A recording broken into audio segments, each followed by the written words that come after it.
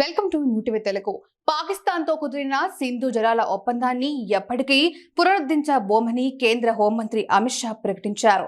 పాకిస్తాన్ ఆకలితో అలమటించాల్సి వస్తుందని అమిత్ షా అన్నారు. పాకిస్తాన్ ఒప్పంద నిబంధనలను ఉల్లంఘించిందని, అందువల్ల సింధు జలాల ఒప్పందాన్ని ఎప్పటికీ పునరుద్ధరించబోమని అమిత్ షా స్పష్టం చేశారు. అన్యాయంగా పాకిస్తాన్ పొందుతున్న నీటిని నిలిపివేస్తామని, పాకిస్తాన్ నీటి కోసం అల్లాడేలా చేస్తామని ఆయన పేర్కొన్నారు. సింధు జలాల ఒప్పందం ఎప్పటికీ పునరుద్ధరించబడదు. అంతర్జాతీయ ఒప్పందాలను ఏకపక్షంగా రద్దు చేయలేము.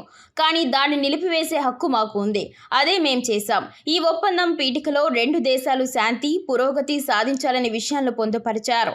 కానీ అది ఉల్లంఘించబడిన తర్వాత రక్షించడానికి ఏమీ మిగిలిలేదు అని కేంద్ర మంత్రి అమిత్ షా గుర్తు చేశారు.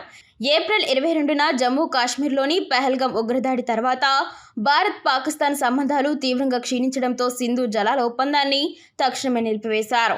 పాకిస్తాన్ పౌరులను బహిష్కరించడం వంటి దౌత్యపరమైన నిర్ణయాలను కూడా భారత్ తీసుకుంది. భారత్కు చట్టబద్ధంగా చెందిన నీటిని మేము ఉపయోగిస్తాం. కాలువను నిర్మించడం ద్వారా పాకిస్తాన్కు వెళ్తున్న నీటిని రాజస్థాన్కు తరలిస్తాం. పాకిస్తాన్ అన్యాయంగా పొందుతున్న నీటి కోసం ఆకలితో అలమటిస్తోంది. ఇకపై పాక్ గొంతు ఎండాల్సిందే అని అమిత్ షా పేర్కొన్నారు. కాశ్మీర్ లోయ ఇంతకు ముందు ఇంతటి ఘోరాన్ని చూడలేదని ఆయన అన్నారు. పాకిస్తాన్ ఏం చేసినా ఆలస్యం లేకుండా చర్య తీసుకోవడానికి వెనుకాడం అని ఆయన అన్నారు.